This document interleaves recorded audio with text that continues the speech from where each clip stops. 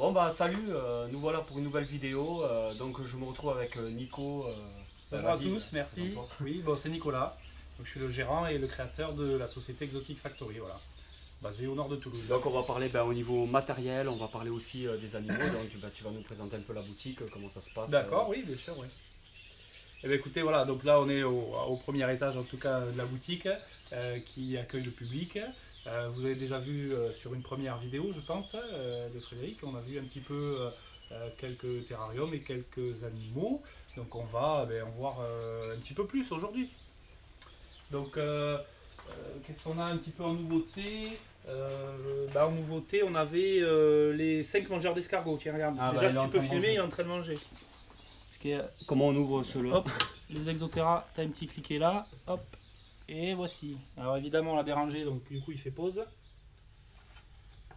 Alors ça c'est un hémisphèrodon Gérardi, c'est anciennement Tilica Gérardi. Donc c'est des 5 qui sont originaires d'Australie, voilà. C'est un petit peu plus svelte, un petit peu plus fin que le Tilica, c'est moins massif, hein. La queue est assez longue par rapport au Tilica en tout cas. Par contre c'est vrai que cette espèce là, voilà, si on recule il va peut-être continuer à manger. Ça c'est un escargot frais. On peut aussi, on l'a pas fait encore, mais on va les acclimater pour qu'ils mangent des escargots en boîte, parce que c'est vrai que l'hiver c'est un petit peu compliqué. Il y a des éleveurs qui les élèvent tout le temps évidemment à l'année, et ils font de l'élevage d'acatine, d'escargots géants africains ou d'ampulaires. Les ampulaires c'est des escargots jaunes d'aquarium, voilà. Donc on peut en posséder à l'année. Voilà, il peut avoir une nourriture autre que de l'escargot terrestre classique, on va dire. De toute façon, il ne mange pas des petits gris dans la nature en Australie, hein, quoi qu'il arrive. Voilà. C'est une espèce assez sympa, qui est assez, qu'on manipule bien, qui est assez sympa en comportement. Il peut manger Il y a que le des second. escargots donc. Contrairement au Tilica, il mange que des escargots, vraiment. Aucune possibilité de lui donner une nourriture autre de substitution. Alors de temps en temps on peut donner, je n'ai pas essayé encore, mais un petit peu de teigne de ruche ou un petit verre. Mais honnêtement ils étaient en période un petit peu, ça fait maintenant 3 semaines qu'on les a. Et je préfère rester sur une alimentation qu'ils mangent, en tout cas dans l'immédiat. Et puis après on verra pour les habituer à autre chose. Mais rapidement on va essayer de leur donner des escargots en boîte, c'est quand même un petit peu plus pratique, surtout avec la chaleur qui arrive. Peut-être on en sortira un tout à l'heure si vous voulez, quand il aura fini son repas. Donc je puisse la prendre.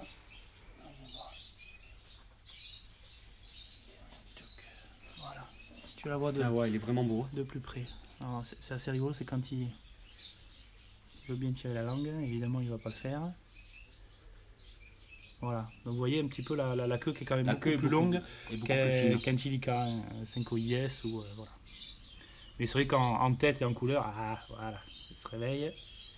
Voilà. Et elle a une langue assez épaisse et assez, pas bleue en tout cas, mais colorée quoi. Allez, tiens, on va manger.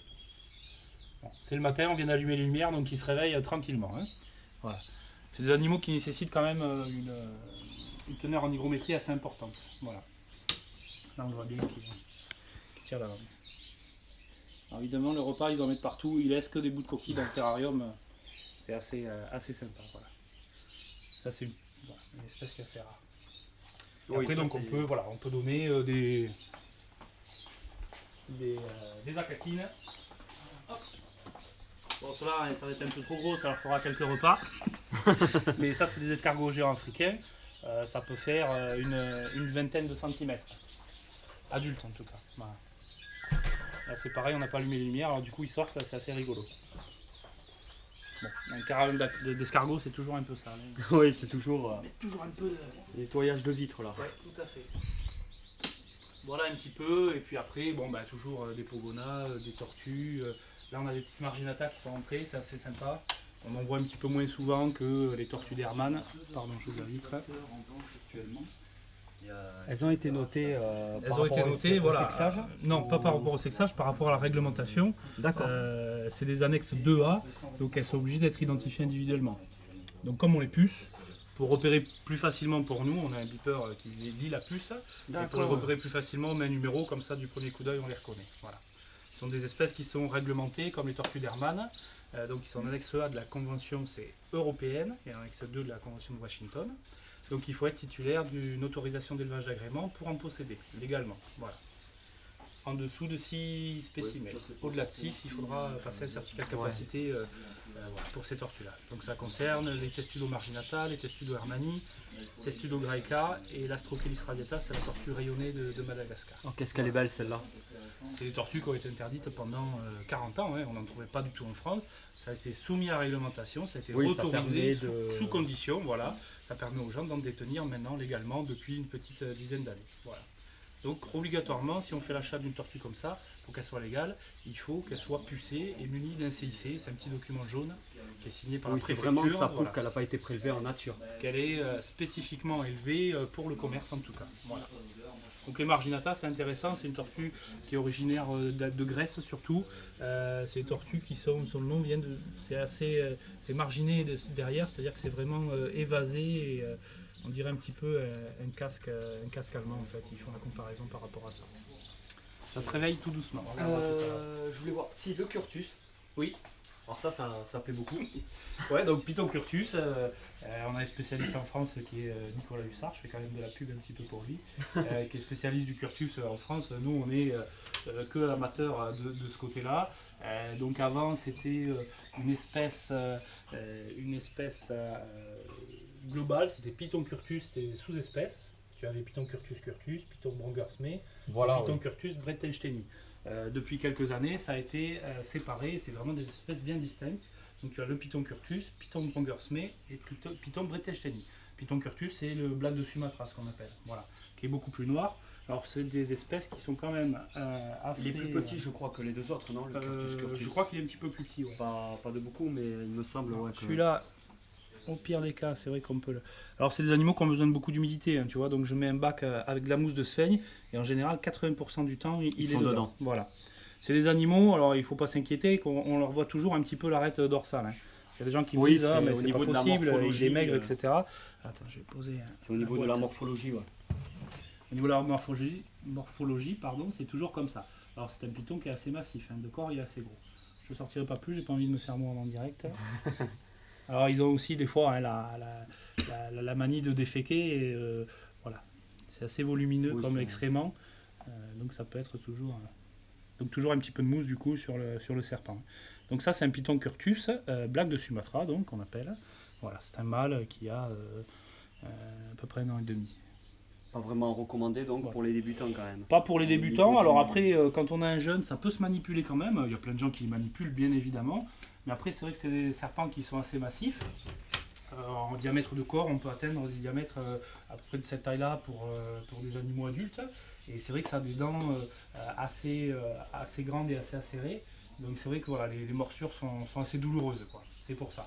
Mais après ça reste un serpent voilà, qui fait 1m50, 1m60 adulte, jusqu'à mètre 80, et c'est vrai que c'est très très joli en couleur. On verra en haut le brongersmé qui est un petit peu plus coloré dans le ton rougeâtre. Voilà.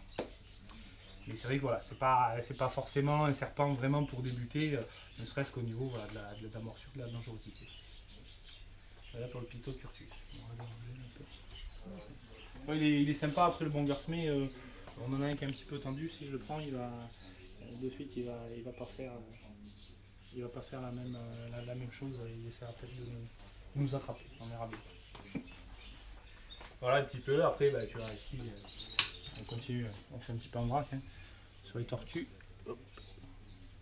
Ah oui, ça c'est vraiment... les tortues étoilées d'Inde.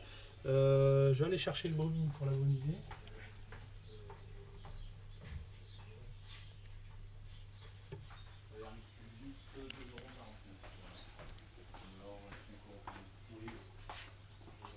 Tortue étoilée d'Inde, alors c'est une tortue qui est originaire, hein, vous l'aurez deviné, d'Inde. Évidemment, on la trouve aussi au Pakistan et au Sri Lanka. Voilà. C'est des tortues qui nécessitent une humidité assez importante, en tout cas au départ. Alors, j'ai des petits grillons qui s'échappent des bacs et qui viennent les embêter. Là, ça se réveille tranquillement. Je ne l'embête pas plus. C'est une espèce qui peut vivre en enclos extérieur ou... Alors, c'est des espèces qui sont tropicales, hein, donc qui hibernent pas en fait. Hein. Donc elle peut vivre effectivement en extérieur, il vaut mieux d'ailleurs hein, pour la qualité et la quantité du VB qui est intéressante évidemment au niveau du soleil naturel, mais après l'hiver il faudra la garder en terrarium. L'avantage, c'est une tortue bon, qui est très belle, et c'est une tortue de taille raisonnable qui fait 20-25 cm adulte. Donc c'est pas très encombrant comme les sulcata ou même les pardalis quand même, quoi. Au niveau de la maintenance, c'est pas trop fragile, c'est assez simple quand même. C'est quand même une tortue qui est un petit peu délicate au Qui départ. demande des conditions Parce qu'il spécifiques. faut un petit peu d'humidité, il faut une bonne qualité d'UVB, il faut un petit peu d'humidité et la nourriture, évidemment, verdure, pas trop de fruits, de choses comme ça. Voilà, D'accord. c'est un petit peu délicat quand même Oui, voilà, il y a des choses à jeunes savoir jeunes. Ouais, sur, tout à fait. sur cette espèce-là. C'est un petit peu plus fragile que d'autres espèces qu'on voit plus couramment, les sulcata qui sont pas embêtantes au niveau de la maintenance, tout ça. Voilà, pour les élégances en tout cas. Donc la brumisation, nous on le fait 2 fois par jour ici, c'est important, hein, tu le sais. Sur certaines espèces, 1 ou 2 fois par jour. En général avec de l'eau osmosée, bon, c'est notamment pour que l'eau soit quand même moins chargée en chlore, en métaux lourds. Et puis ça permet de ne pas salir les vitres, de ne pas avoir de calcaire sur les vitres. Ça c'est intéressant parce que si tu as beaucoup de terrain chez toi, si tu brumises beaucoup, les terrariums après, on a des vitres qui sont toutes sales, pleines de calcaire et c'est pas très esthétique. Voilà. Ouais. Voilà. Là, je sais pas si on l'avait montré la dernière fois, il nous reste un petit crabe. Crabe Halloween. Ouais. Tu les avais montré la dernière fois? Oui, j'avais montré vite fait. Après, c'est toujours bien d'en parler de justement quoi. Des fois les crabes Halloween, le problème c'est qu'ils se battent. Donc il y a une pince qui traîne dans le bac, tu vois. Hop. Voilà. Ah oui, quand même. C'est de la bataille. Ouais, c'est de la bataille de crabes là. Bon, il est tout seul. Les 2 autres sont partis. Mais c'est vrai qu'il nous en restait un qui était sans pince, quoi. Donc sans pince, malheureusement, ils peuvent pas se nourrir. Et du coup, je pense qu'il a pas fait long feu. Attends, je vais essayer de le faire. Donc on est dans le tronc.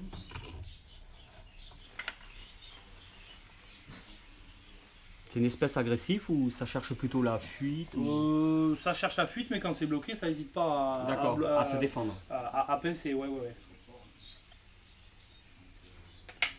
Ça fait quand même un beau morceau de pince. Hein. Ouais, ça fait une petite pince, une petite pince solide.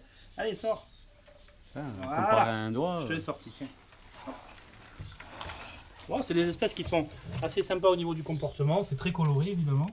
Donc ça nécessite des soins quand même particuliers. C'est vrai que c'est pas très cher un crabe, mais il faut savoir que il faut de l'humidité, il faut de l'osmosée, il faut absolument garder un taux d'hygrométrie important, sinon les poumons vont se dessécher, ils meurent assez rapidement. C'est des animaux qui sont omnivores. Donc ils vont manger, nous on leur donne des criquets, des grillons morts, des choses comme ça. Carrément. Voilà, ça mange des fruits, ça mange des légumes, et ça mange aussi un petit peu de fibres de coco, parce que dans son pays d'origine, notamment Haïti, enfin, toutes les Caraïbes, pardon, du coup ils trouvent de la fibre de coco, donc il faut faire de la fibre de coco en apport, en tout cas supplémentaire. Voilà. Mais c'est assez intéressant, ce qui est sympa c'est de les voir dans un gros bac en groupe, effectivement, et pas de prendre un petit crabe comme ça tout seul dans un petit bac, c'est moins sympa quand même. Voilà. On peut faire des jolis terrariums, bon, là c'est pas... En tout cas, il y a des jolis vraiment, terrariums avec une imitation mangrove, des choses comme ça. Il y a un grand contraste de couleurs, hein. C'est vraiment sympa. Celui-là est un petit peu fade encore. Bon. Il y en a qui sont un petit peu plus colorés. Alors après, il faut savoir qu'on reproduit aussi facilement les mâles et les femelles. Il n'y a pas de reproduction parce que c'est très dur. Je ne suis pas un spécialiste de la reproduction du crabe, mais c'est très dur. Il faut surtout de l'eau saumâtre pour réussir une reproduction. Mais en tout cas, on peut facilement repérer les mâles et les femelles. Ça, pas beaucoup de gens en les soulevant. Et au niveau du rostre, là, il y a vraiment une différence qui est flagrante. Voilà. D'accord. Donc ça, c'était intéressant de le dire. Bah écoutez, après en bas, je crois qu'on avait fait le tour déjà. Hein, mais pas... Bon, on va monter alors. Ouais, on va regarder ce qui se passe en haut. Filme-moi Diane. Ah, Diane, Et me revoilà. version non panoramique. Voilà. Le petit coucou. Elle n'a pas un gros nez. Bravo. Merci.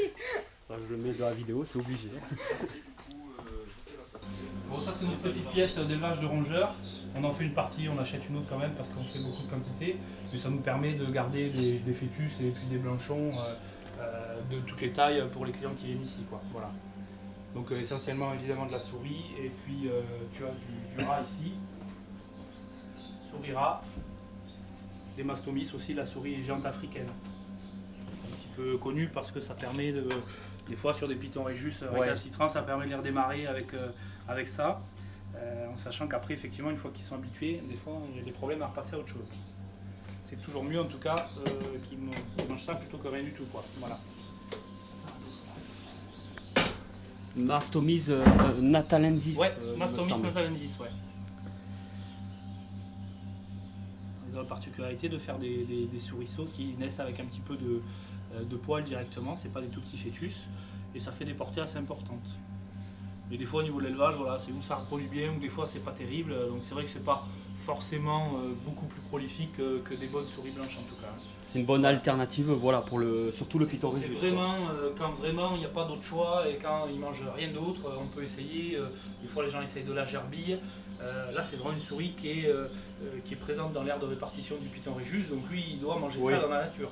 D'accord. Du coup effectivement, même si c'est des animaux qui sont en captivité, ils ont quand même le réflexe voilà, et d'être plus réceptifs en tout cas à la prise de nourriture sur une mastomys. Voilà, donc c'est toujours mieux.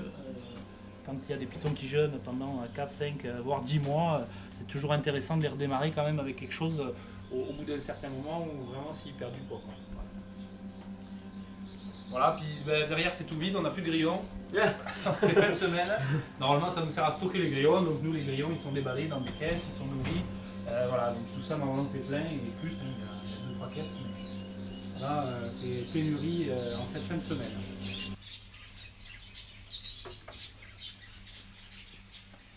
Donc là on se retrouve dans notre salle d'acclimatation qu'on avait déjà vu sur ta précédente vidéo. Voilà, c'est une zone où on stocke les animaux qui arrivent et puis on n'a pas assez de place en bas dans l'immédiat en tout cas, donc on est bien obligé d'en mettre quelque part. Voilà. Donc c'est pas forcément une zone de quarantaine, ce sont des animaux qui sont quand même acclimatés. Alors donc c'est un petit peu la saison, donc beaucoup de tortues de terre en ce moment. Tu as toujours des tortues russes, hein, des Horsfeldi. Agrionemis horsfeldi, c'est les tortues russes, tortues des steppes. Donc ça c'est une espèce qui est pas mal, qui demande vraiment aucune Voilà, au niveau ça c'est des réglementation. espèces qui restent dehors chez vous à l'année, qui peuvent effectuer une hibernation. Ça crée un petit peu l'humidité, donc c'est vrai que dans le nord Oui. il faut quand même faire une hibernation plutôt protégée à l'intérieur. Mais en tout cas, moi j'en ai en extérieur ici, elles Oui, hibernent moi aussi, sans ouais. problème. C'est vrai Voilà. que même sur du tout petit, c'est vrai qu'on Ouais, n'a tout eu à fait. aucun problème. Voilà. Quoi. C'est une espèce, c'est la seule espèce de tortue terrestre qui peut s'adapter dans les jardins, qui n'est pas réglementée aussi fermement en tout cas que les tortues d'Herma. Donc une simple facture avec un numéro de CITES suffit. Vous n'avez pas besoin d'avoir une autorisation d'élevage d'agrément. Donc c'est Voilà. une espèce qui est quand même très intéressante pour ceux qui veulent se lancer Tout à dans, fait, la dans la tortue sans euh, difficulté administrative. Et puis c'est une tortue qui quand même est assez résistante à la base. Voilà. Ça c'est des animaux, pour situer un petit peu la taille, ça c'est des mâles qui ont à peu près entre 6 et environ 6 ans. Quand même, hein, une croissance donc très lente.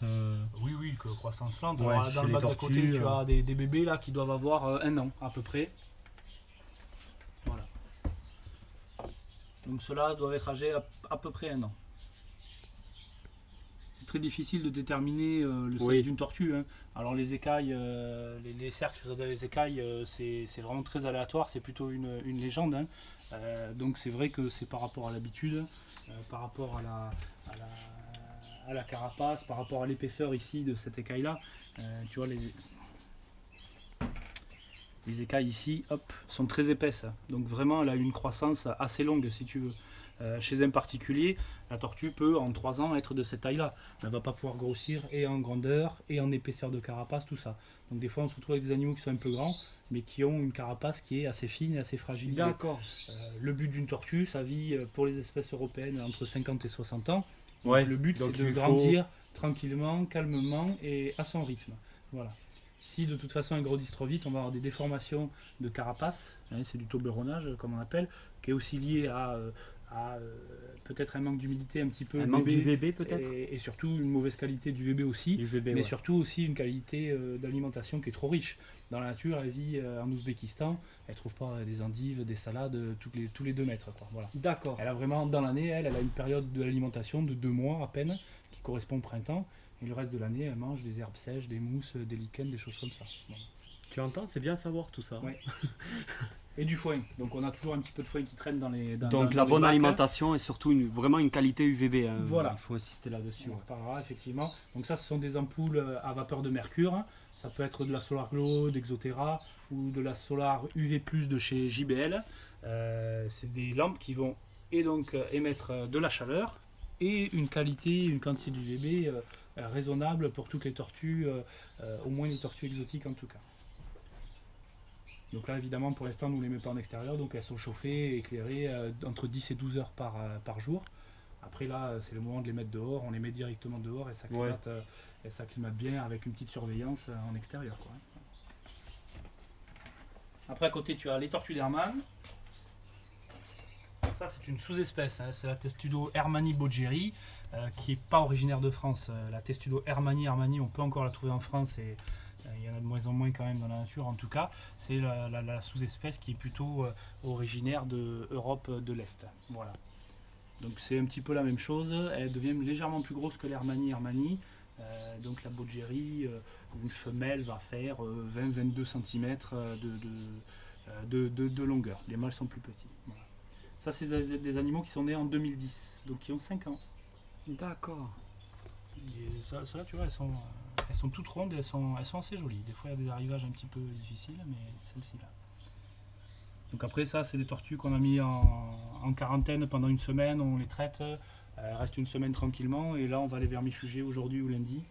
Donc on vermifuge avec du Profender, c'est des pipettes tu sais, de vermifuge pour chat.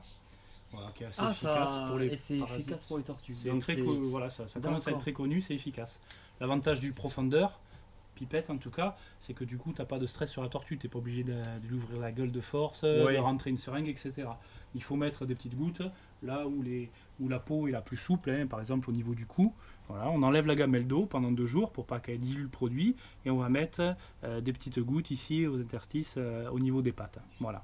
Donc ça va pénétrer dans le système, dans l'animal en tout cas. D'accord. Et ça vaut aussi pour les parasites externes. Tu connaissais pas ça? Non, pas du tout. Ça c'est très très efficace pour tout. C'est bien d'en parler justement Le Dr parce Schillinger que... a fait des petites thèses là-dessus, etc. Alors c'est jamais efficace pour tous les vers. C'est vrai que s'il y a des gens qui ont des problèmes de vers intestinaux ou de parasites, que ce soit pour les serpents, pour les lézards ou pour les tortues, c'est toujours quand même intéressant de faire une analyse de sel avant de traiter. Oui, bien sûr. Parce qu'un traitement comme ça à l'aveugle, ça peut des fois faire plus de mal qu'autre chose et ça peut affaiblir l'animal. C'est pour ça que suivant l'arrivage, en tout cas des animaux, on les laisse toujours une bonne semaine pour qu'on regarde un petit peu, qu'ils se nourrissent tous avant de faire un traitement. Un animal affaibli sous lequel on lui balance directement un traitement qui est peut-être pas adapté à ce qu'il a, ben ça peut être fatal de temps en temps, quoi. Voilà. Donc les petites Hermann qui attendent d'aller dehors. Puis après voilà, Pardalis, ça c'est des tortues qui sont africaines. Voilà. Donc là par contre qui sont en extérieur l'été mais pas l'hiver évidemment, c'est des tortues qui sont originaires d'Afrique Afrique centrale, Oui, donc subsaharienne en tout cas. Le température. Donc voilà, elles peuvent pas hiberner. Qu'est-ce qu'on a de nouveau? On a ces petits serpents, tiens ça va te plaire. On les a vus Tu les donc as vus en nouveauté, c'était où? Sur Facebook ou sur le site internet Peut-être sur le site. sur le site internet. Pas Facebook. D'accord, sur le site internet Exotic Factory. Voilà. On les a vus Donc, tu ce connais matin, ça je crois. Alors le logement est sommaire, mais c'est vrai que c'est des petites espèces. Très très coloré. Sur des bébés en tout cas, où il faut, je vais t'en attraper une comme ça on va voir la couleur sur le côté, où il faut vraiment voilà, un espace quand même assez réduit. Alors c'est des Thamnophis Sirtalis tetratenia. Ça mange du poisson, non? Ça mange, c'est des serpents qui sont piscivores. J'allais dire uniquement piscivores, on peut les habituer un petit peu au fœtus de souris petit à petit. C'est Et la impressionnant. couleur taille. est magnifique, c'est le Thamnophis le plus prisé en tout cas, et le plus joli je pense au niveau de la couleur. C'est des espèces qui sont assez vives, hein. Lui ce qu'il veut c'est vite fuir pour pas... Hier je me suis fait attaquer, peut-être ça va être le cas. Donc Tetratenia qui est très très très coloré. L'avantage de ces espèces, c'est des espèces qui sont de taille raisonnable, ça fait entre 60 80 déjà, ça fait une jolie bête, 60 cm, 80 cm. Donc c'est vrai que c'est à la portée de tout le monde d'avoir 2-3 serpents, ça vit en groupe, dans un petit terrain de 60-80 cm, ça prend pas trop de place. Et au niveau du nourrissage, Après, il y a la comment s'y prend? particularité de l'alimentation. En base, c'est du poisson. Donc, c'est vrai que pour faciliter, nous on les habitue au pavé de saumon. C'est intéressant. Donc, on coupe des toutes petites lamelles de pavé D'accord, de on peut saumon. faire Voilà. Ça mange du cœur de bœuf aussi. Et c'est vrai que pour les démarrer, c'est très bien parce que c'est très nutritif. Le pavé de saumon, c'est pas ce qu'il y a de mieux au niveau Oui, nutritif. ça doit être un peu plus Donc, pauvre. on va mélanger avec du cœur de bœuf qu'on congèle à la limite. Et puis après, évidemment, ça peut manger des petits poissons, des gambusies, des guppies, des choses comme ça qui se reproduisent bien. Donc on peut faire un joli bassin d'eau qui va prendre peut-être un tiers du bac et mettre des petits poissons dedans et il va aller chasser et manger des petits poissons. Ah oui, c'est vraiment une espèce, une espèce très intéressante, quoi. C'est vrai que ça ne nécessite pas, voilà, un pavé de saumon congelé, ça prend pas trop de place, c'est assez facile, on peut le nourrir, ça se nourrit tous les 2 ou 3 jours quand même. Là, il ne faut pas les nourrir toutes les semaines comme la majorité des serpents. D'accord. Donc Thamnophis, Sirtalis, Tetratenia. Ça c'est assez sympa. Ouais, c'est magnifique. Ah oui, là, il y a... Tiens, tu le vois, mais... Alors, ils ont 1 mois et demi, donc c'est assez petit, hein, donc ça, c'est minuscule, hein, c'est gros comme une allumette. Hein. Et là, je pense qu'ils vont faire leur seconde mue ou leur troisième mue, je sais plus trop, leur seconde mue, je crois. Ils vont la faire d'ici 15 jours, et là, on aura des couleurs un petit peu plus marquées encore, quoi. Donc rouge, bleu... Après, on trouve plus couramment, c'est un serpent qui coûte assez cher, on trouve plus couramment du Thamnophis Sirtalis classique ou du Thamnophis Soritus. Ça, c'est des serpents qui coûtent une trentaine d'euros.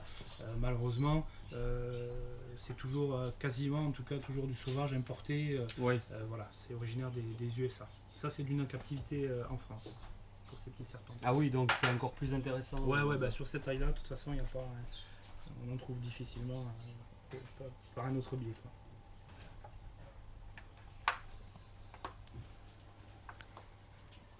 Donc après on a eu pas mal de pogonas. Des beaux pogonas là. Voilà, tu en as en bas.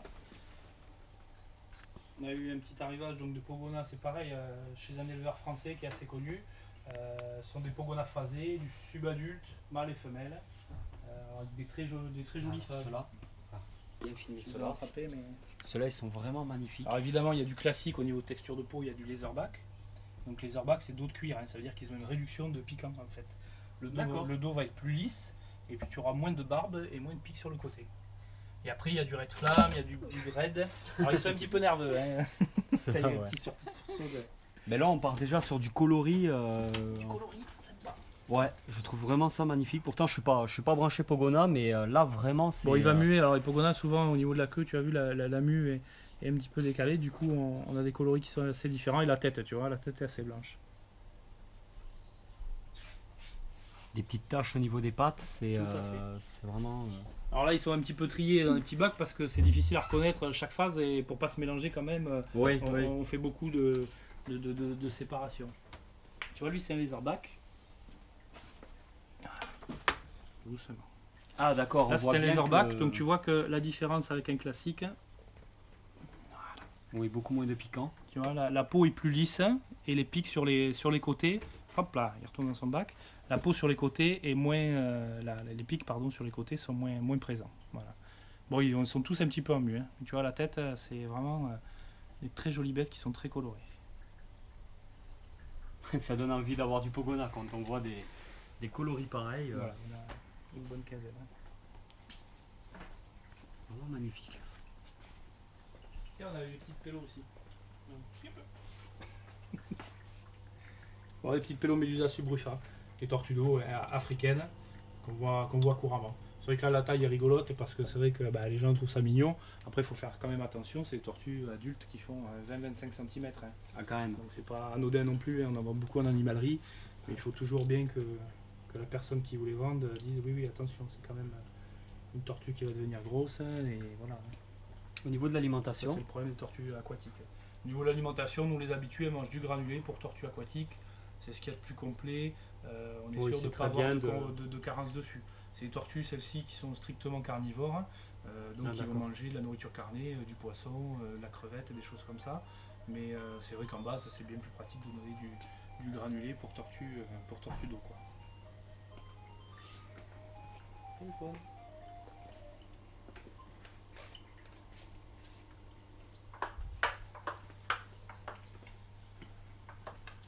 après, qu'est-ce que tu veux voir? Tout. Après Python, j'ai pas rien. Ah oui, je le Ouais, vois le là. Python c'est normal, la saison ça sera plus juillet, août, septembre même. Là, on a reçu les derniers petits varans, qui sont encore plus petits que je crois que le tien que tu as eu il y a un mois ou deux. Non. Non, Non, il était pareil hein? 12 cm il faisait. Ah bah tu vois, bon, mais le premier ça jour. doit pas faire beaucoup plus. Hein. Donc là, c'est pareil, ils sont un petit peu en acclimatation. Mais c'est vrai qu'ils sont vraiment, vraiment bébés. Hein. Ils sont vraiment petits. Donc on fait attention à la nourriture. Tu vois, ils ont une petite gamelle de verre buffalo pour qu'ils aient tout le temps vraiment à manger. Bon, ça se chauffe, toujours une petite ampoule UVB évidemment pour les... Ah oui, là les UVB sont vraiment Voilà. obligatoires hein, pour une espèce. Bah, c'est surtout, voilà, lui, un point chaud à 35-40, ça le dérange pas. Hein. Voilà, donc après, on avait... oui, tu l'as vu toi celui-là. Ouais, qu'est-ce qu'il est beau. Celui-là, on va le regarder celui-là. Ça c'est un mâle boa constrictor imperator. Hein. C'est du albinos col. C'est vrai qu'il a une coloration particulière parce qu'il est très orange et très contrasté. Honnêtement, sur un classique, alors après il peut y avoir autre chose derrière, mais ça on n'en sait rien. Mais c'est vrai que sur un albinos vendu et acheté en tant qu'albinos classique, en tout cas, ouais, il a des couleurs assez exceptionnelles. On fait la pub pour Lidl. Je sais pas si ça va fonctionner. Là c'est pareil, donc on les met en petite période d'observation. On les traite contre les acariens par exemple, donc on les laisse sur les journaux pendant quelques temps. Voilà, ça nous permet de changer plus rapidement les substrats et choses comme ça. Là, il est super coloré, hein, tout orange.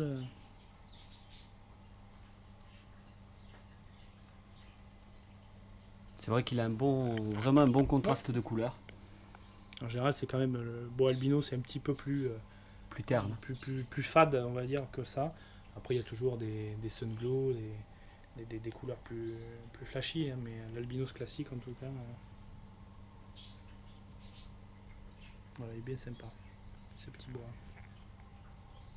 Il est pas embêtant. Allez hop, tourne avec tes merguez.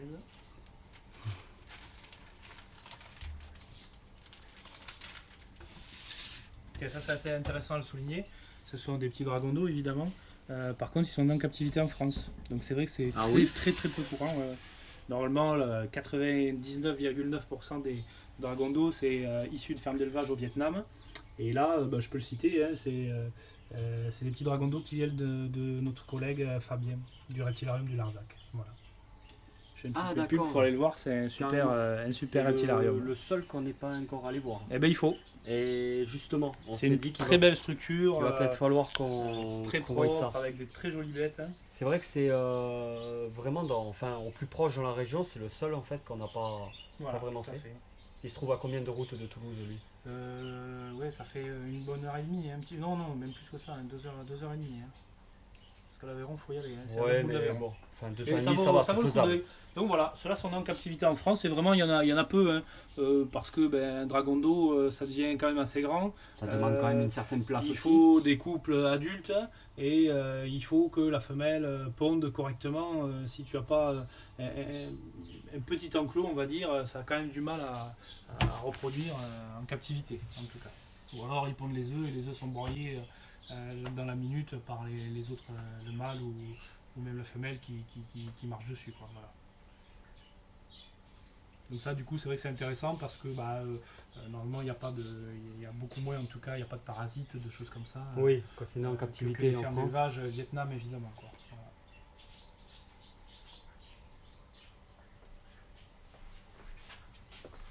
Voilà, hein. Tout ce qui est couleuvre, Panthérophis, tout ça. Après voilà, là c'est les derniers jeunes de l'année, là c'est en train de naître maintenant hein, je pense.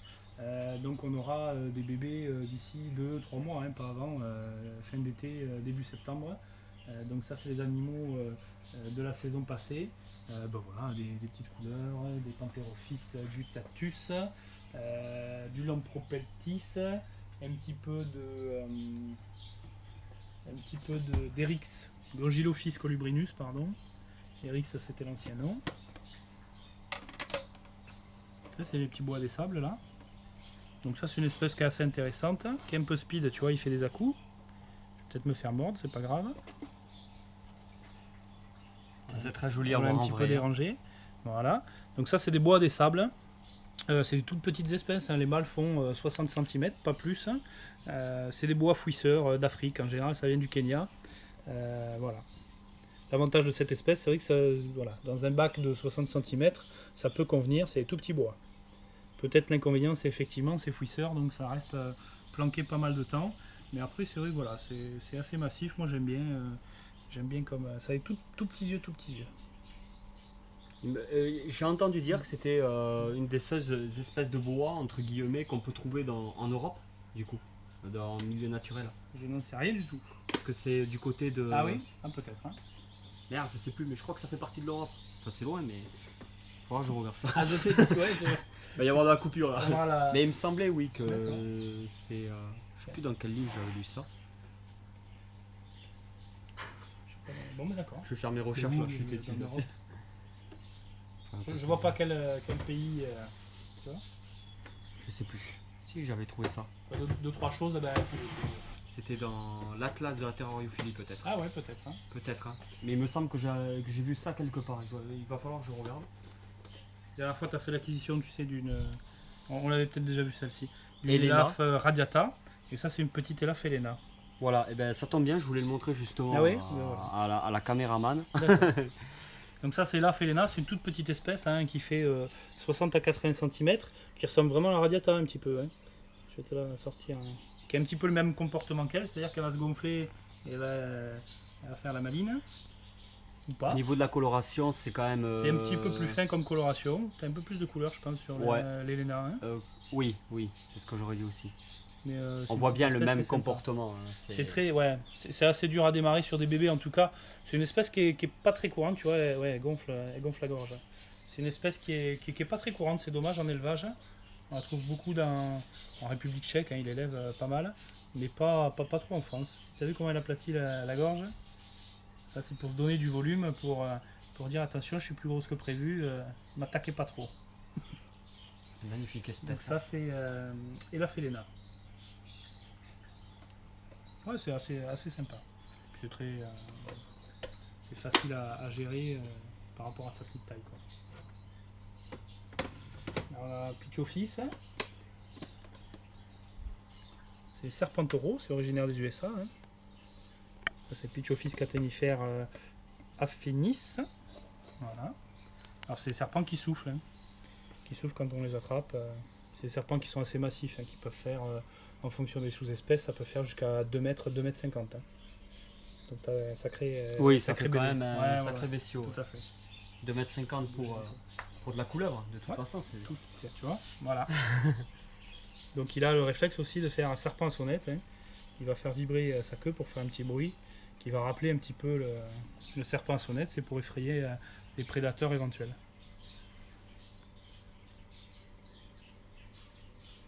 Alors ça peut se calmer évidemment, mais c'est toujours un petit peu en mode attaque. Hein. Voilà, donc après on fera peut-être sur les Elaf une autre fois ou quoi. Après là c'est vrai qu'en phase on est un petit peu léger, c'est la fin de saison, donc il n'y a plus grand chose en coloris en tout cas en phase.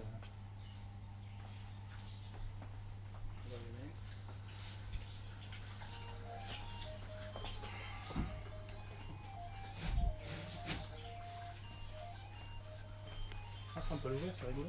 Ça commence à prendre. Hein. Ouais, il va falloir qu'il aille. Ça commence à devenir vraiment joli. Pour faire un petit peu d'élagage quand même. Les petites grenouilles sont des Adelphobates galactonotus. Qui sont plus ou moins peureuses, mais ça sort quand même un petit peu. Alors là, on voit vraiment l'exemple de ce qu'on peut faire avec de l'exoterra. Hein. Oui, donc ça c'est vrai que c'est un exoterra. Les exoterras sont... c'est vrai que c'est assez pratique, le fond est étanche. Le petit inconvénient, c'est que c'est vrai la grille du dessus est assez, elle couvre tout le dessus. On peut faire des petites modifications pour les grenouilles avec des petites bandes de plexiglas. Et c'est vrai que ça peut faire un super bac planté. Alors là, il y a une décoration qui a été réalisée, c'est pas par moi, c'est par un client. Mais, tiens, tu vois, c'est la langue de grenouille. Hein. Je crois que j'ai réussi à la filmer tout à l'heure. Ah, il y en a deux. Hein. Et après, tu vois que il y a un peu Ça c'est de la mousse de Java, hein, tu vois, qui a pris naturellement parce qu'il y a de l'humidité, de la mousse de Java sur les racines. Voilà. On voit les petits drosophiles qui se baladent partout. Alors dessus il y a un très très bon éclairage. C'est une ampoule à LED Arcadia, voilà, tu vas l'avoir plein la tronche. Tu vois, si je l'éteins, l'ampoule malheureusement économie d'énergie, à elle toute seule fait pas grand chose. Ça c'est des nouvelles ampoules à LED Arcadia, et tu vois, même en mettant dans l'autre, ça donne une luminosité assez impressionnante, et au niveau de la pousse des plantes c'est assez impressionnant. Et il y a un petit d'agneau qui se balade. On peut pas mettre de bassin d'eau pour toutes les dendrobates, il me semble, si. Bah écoute, là on n'a jamais eu de soucis. C'est vrai que pour cette espèce-là, pour l'instant, c'est pas par rapport à l'espèce. Normalement, en tout cas, une grenouille se noie pas quand même, pas sur des petits volumes en tout cas. D'accord. Elle arrive toujours, tu vois, à faire 10 cm oui, pour se retrouver sur un bord, quoi. Voilà, on voit bien que dans le décor, il y a moyen de. Voilà. Après, c'est vrai que c'est pas forcément la meilleure chose des fois pour les débutants, pour des gens qui ont une ou deux grenouilles. Il peut toujours y avoir un accident quand même. Mais bon, là, le bac était comme ça, on l'a laissé comme ça. La petite cascade est assez sympa. J'ai l'escargot qui me bouffe les plantes. Il ira au Tilica, c'est un Gérardi celui-là. Et voilà. Ah, elle est partie. Fini. Je sais pas. Ah, l'autre, derrière l'autre. Où elle est. Hop, hop. Bah, impeccable là. Bon, ça va pas dans l'eau, hein, normalement je l'ai poussé. Mais voilà. Donc là vous la voyez. Adelphobat galactonotus.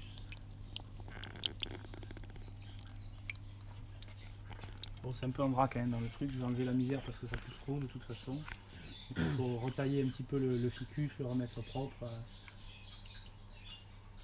Je ramène ficus et mousse, ça va très bien. On aura bientôt d'autres jolis bacs plantés dans les prochains mois. Ouais, c'est très intéressant de voir ce qu'on peut faire justement avec de l'exoterra. Voilà, un petit peu pour aujourd'hui, en tout cas pour les quelques bêtes qui sont arrivées récemment. Tu as les Pogona aurelosoni aussi, je sais pas, on n'en a pas parlé la dernière fois. Pogona aurelosoni, c'est le petite espèce, voilà, c'est le cousin du Pogona viticeps, qui va quand même faire une trentaine de centimètres hein, quand même. Donc c'est pas, des fois on les appelle Pogona nains, mais c'est pas si nain que ça. Hein. Il nécessite pas beaucoup moins d'espace que le Pogona viticeps, le dragon barbu classique. Hein. Mais c'est vrai, voilà, c'est un petit peu moins encombrant. Dans un bac d'1 mètre, on peut mettre un couple ou un trio. Voilà. C'est une tête un petit peu plus ronde, il y a moins de barbe. Donc ça c'est Pogona aurelosoni.